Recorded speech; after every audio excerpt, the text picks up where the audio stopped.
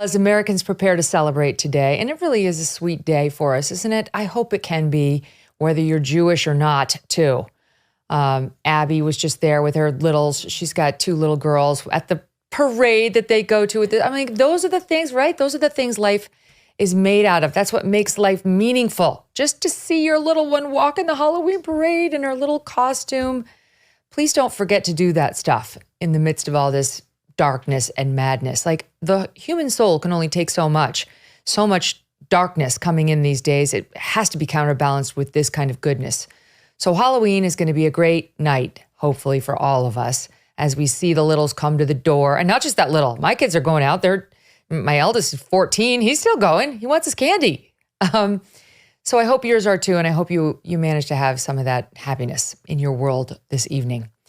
Look, there's one other slice of promise in the horrific news that we've been watching out of the Middle East, and that is domestically, it does appear that some are finally waking up to just how out of control our woke college campuses are, how destructive they have been. It seems every hour we get more and more examples of extreme anti-Semitism. The White House now vowing to do something about it, preparing to dispatch Education Secretary Miguel Cardona and Domestic Policy Advisor Neera Tanden to a university to hold a roundtable with Jewish students. Okay, we'll look forward to that.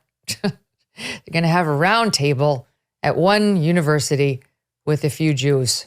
Okay, that's okay, terrific. There's a little bit more. They're allowing the FBI now to investigate some of these death threats we're seeing on the campuses, and they're folding in campus security to some of the alerts that are going out when it comes to, threats, terror threats. At some universities, we're seeing, like Cornell, they're increasing patrols and security for Jewish students who remain under threat. And the FBI, as I mentioned, is going to look into the threats specifically made there. Meantime, over at Harvard, President Claudine Gay, whose days are numbered. They are numbered. She's handled this so abominably. She's going, mark my words.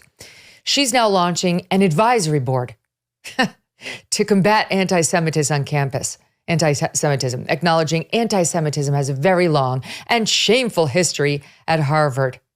She's got her work cut out for her. Just last night, this video was posted showing a man at Harvard Square making some of the most vile remarks we've heard yet, and that's saying something. He's, of course, wearing a face mask because all of these guys who go out there are cowards. You'll see plenty of examples in the coverage of the people pulling down the posters and then hiding their faces. They don't want you to know who they are because they're cowards. This is why we need to confront them and not cower. So far, to this moment at least, we don't know who this is, but we'll find out. Watch. Every time I see those signs, you know what I do? I rip them down. Really? I love Hamas. I think Hamas. Oh, you love a terrorist organization. Fucking sand gloves. Interesting. Harvard Square, everyone. I think Hamas should blow the fuck out of Israel. I think they're all dirty animals. That's not anti-Semitism? That's not anti-Semitism? For real, they should be all exterminated. Thank you. Every single one of them. And their kids, their mothers, their children, everybody. Just like Hitler Thank you for proving our point. Have a lovely night. Line them up. Racist in Harvard. Okay, Unabomber, take off your little hood and your mask and just show us your face if you're so bold and you're so brave. Let's see it. Go ahead. I come on camera every day and I say people like you are disgusting. You're an absolute bigot. Why don't you take off your mask and show us who you are? You're such a big man. Of course he's not. Of course, he's a petty coward, bigot, and he's afraid because he's probably got some white shoe job lined up, so he doesn't want his employers to know how he really feels. Well, we're going to find out. Sorry, that's how this game works. Thanks to these wonderful warriors who are out there with their iPhones filming these losers. It's amazing. The pushback by the people doing the videotapes, I love those people. It's amazing. That's the way forward. But we're not done with some of the villains of the day. A lovely gal from George Mason University down in Virginia. Watch as she is confronted by a man as she takes down the posters of the missing hostages. Why'd you tear that flyer down? Oh, I was just looking at it closer. Mm-hmm. What do you know about this? I'm trying to raise awareness for it, and people have been taking down these flyers. Why are you tearing that down? I just have to put up more. Okay, then go ahead. Well, I'd like it back. Sorry. Excuse me. I put that flyer up. I would like it back. Okay. Why do you think this is acceptable? These people are kidnapped. She's ripping it. You know, this guy's not even Israeli. He's Thai. Yeah, that's great. Why is that great? Can I just take a moment? This is a woman. She's probably 5'1". She's petite. She's got the glasses. She happens to be Asian, which is interesting because one of the pictures she's ripping down is of a guy who's Thai. She doesn't give a shit. She doesn't care. But you know what? Not all Nazis, not all Hamas supporters, terror supporters, or sympathizers walk around with tiki torches in Charlottesville. Some bigots are petite little Asian women who don't give a shit about kidnapped Israelis. And they have sweet little voices and cute little haircuts, and they're on campus at respected universities. And employers, you better listen up. You better pay attention because these losers are applying to a job near you. And if you're not paying attention to Stop Anti-Semitism on X and other groups like them who are outing these people by name, you are liable to hire one of these people and seat them next to a Jewish person inside your company. Good luck. It's amazing. Time after time, we are seeing women who are among those most triggered by the signs of missing hostages, of young babies, of young kids. What has happened to these young women? This one's on the cusp of girlhood. Where's her empathy? What is in the heads of these young people?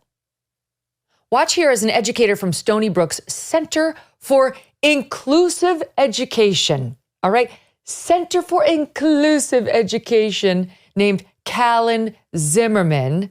She wants us to call her they. It's a no, Callan. Gets her hands on some of the posters. You guys are so fucking lame. You are fucking lame. Look what you're doing. Go colonize somewhere else. What a shame. Shame on you. Shame on you. Free Palestine. Oh my god, go away. You guys are so fucking lame. Fuck you. Go away, Fuck you. Bitch. Your fucking hobby instead Fuck of loving you. genocide. Fuck you. Oh, Callan, any idea what they do to people who call themselves they in Gaza? According to her now deleted bio, Callan Zimmerman explores, quote, intricacies of material culture and queer experience as fashion freak, educator, and maker. She calls herself a maker. Of course, this is just the tip of the iceberg.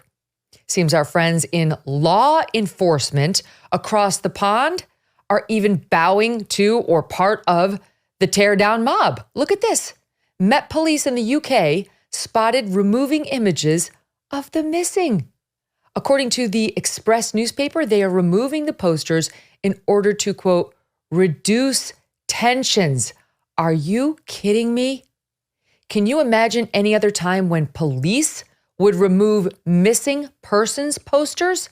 What, we have to be upset because the lunatics get triggered by what Hamas did? They don't like evidence of it on the wall. They want it ignored, and therefore the police needs to tear down the posters of the missing? What? Look, the only good news to come out of this mess in the Middle East is that domestically, we are witnessing the collapse of wokeism. It's happening real time all around us. The woke left has been exposed in spectacular fashion as a complete and total fraud.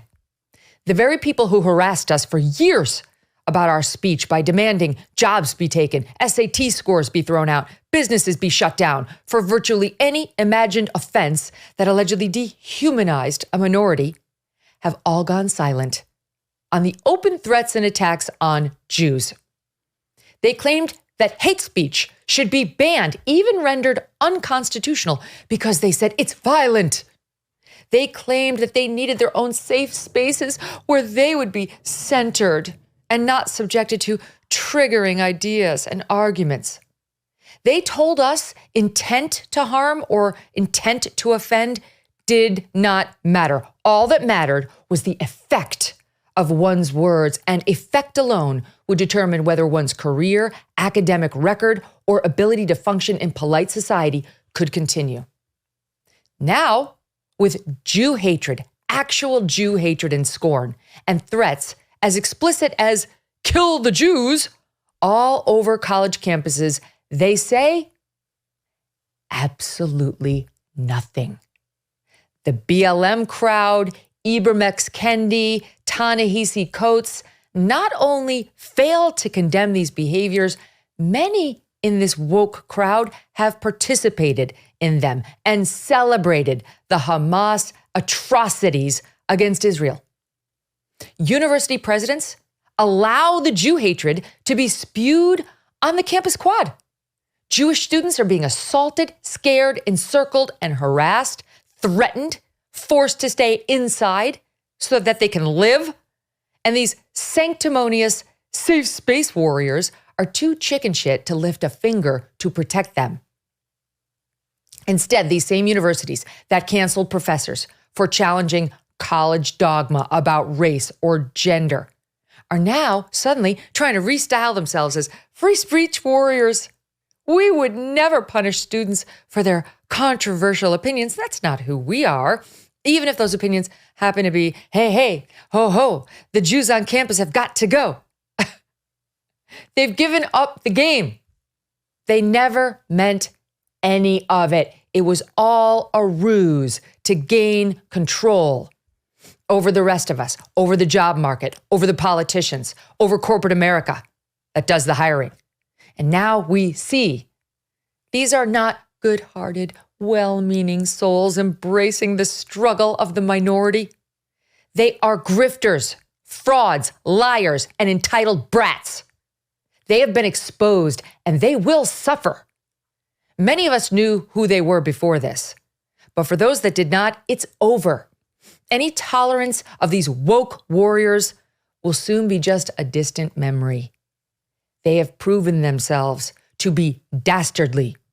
They are dishonest, and they have revealed themselves as truly dangerous. Did you know that poor sleep can cause weight gain, mood issues, poor mental health, and lower productivity? Sleep is the foundation of our mental and physical health and performance in our days. Having a consistent nighttime routine is non-negotiable. Introducing Beam Dream. Love that, Beam Dream. Today, my listeners get a special discount on Beam Dream Powder, their best-selling healthy hot cocoa for sleep with no added sugar. Now available in delicious seasonal flavors like sea salt caramel and white chocolate peppermint. Better sleep has never tasted better. A recent clinical study revealed Dream helped 93% of users wake up feeling more refreshed. Just mix Beam Dream into hot water or milk, stir or froth, and enjoy before bedtime. If you want to try Beam's best-selling Dream Powder, take advantage of their biggest sale of the year and get up to 50% off for a limited time when you go to shopbeam.com/MK. Use code CYBER at checkout. That's shopbeam.com/MK. Use code CYBER for up to 50% off your order. Hey, thanks so much for watching. If you like what you just saw, hit the subscribe button for more clips and full episodes.